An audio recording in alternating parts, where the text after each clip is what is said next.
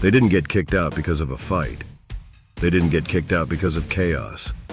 They didn't even get kicked out on stage.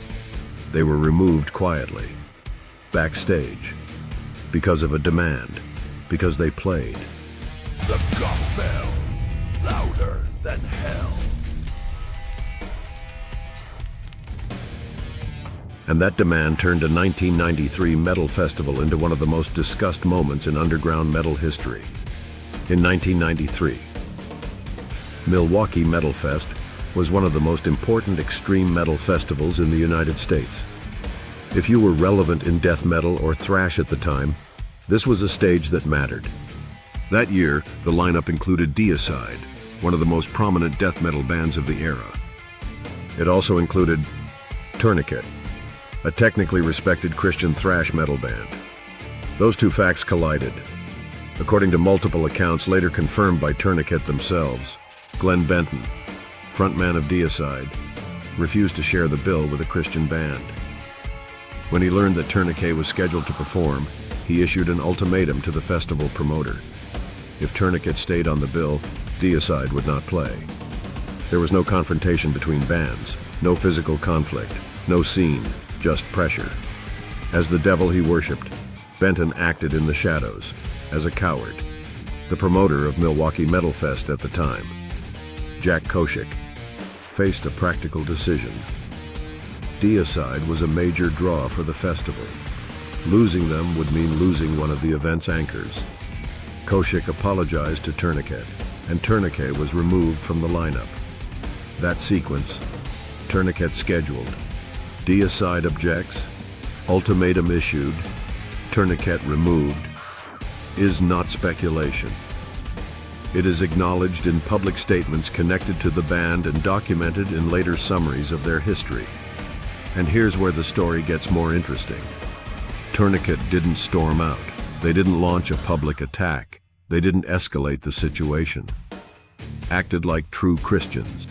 Instead, Ted Kirkpatrick, Tourniquet's drummer and primary songwriter, still attended the festival as a guest, sent by their label, Frontline Records. So, while the band didn't perform, one of its key members was physically present, watching the event unfold from the inside. That matters. Because what Ted observed, and later referenced publicly, exposed an hypocrisy that still makes people uncomfortable. A Christian band was considered unacceptable to share the stage with Deicide. Yet the festival itself continued normally. Other artists played. Other ideologies were tolerated. There is even a verifiable photo of Ted Kirkpatrick with King Diamond at Milwaukee Metalfest in 1993. King Diamond, famously associated with satanic imagery, posed with Ted without incident. No ultimatums, no refusals, no exclusion. The contrast is striking and factual. This was not a blanket rejection of all opposing beliefs. It was a specific line drawn by one band, enforced through leverage. And when people say it was about offense, the facts don't fully support that. Because Milwaukee Metalfest had previously hosted lineups that many would consider far more provocative. For example, Dogstar, the rock band featuring actor Keanu Reeves, played Milwaukee Metalfest in the early 1990s, a booking widely remembered as unusual for such an extreme metal crowd. The point isn't that Dogstar and Tourniquet are the same. They're not. The point is that ideology, not musical disruption, triggered this removal. Now here's the part that history didn't expect. The attempt to silence Tourniquet didn't erase them, it amplified them. The incident became known within metal circles. It was discussed, referenced, remembered. And according to documented summaries of the band's history, the band brought Tourniquet increased publicity and notoriety, far beyond their existing audience. This wasn't rumor. It's explicitly acknowledged in later historical overviews of the band. Tourniquet continued releasing music throughout the 1990s. They maintained technical credibility. And within the Christian metal community, their profile grew significantly. By the end of the decade, Tourniquet was voted favorite band of the 1990s by readers of HM magazine. and their album, Pathogenic Ocular Dissonance, was voted favorite album of the 1990s. Those recognitions are documented. They are not symbolic. They reflect sustained impact. Meanwhile, Deicide's role in the incident also became part of their legacy. Glenn Benton openly acknowledged using his position as a headlining artist to prevent Tourniquet from playing. And he never walked that back. His stance was consistent with the anti-Christian posture that defined Deicide's public image at the time.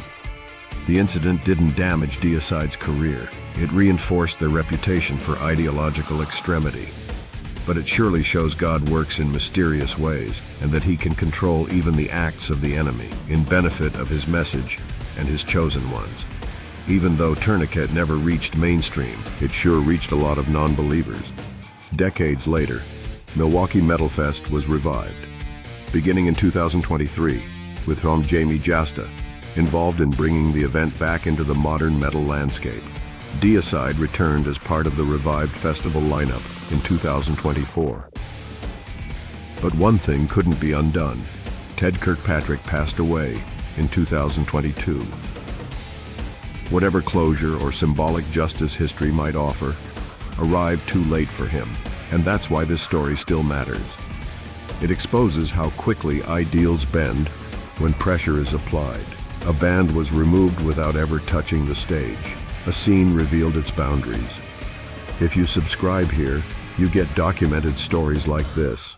Not internet myths, not recycled rumors, but events tied to real people, real decisions, and real consequences. In the description, you'll find a curated selection of materials chosen with intention, not trends. And the playlists connect stories like this one, where belief, power, and music collide. If you loved this, consider buying a cup of coffee to our editor. He was really moved by this story.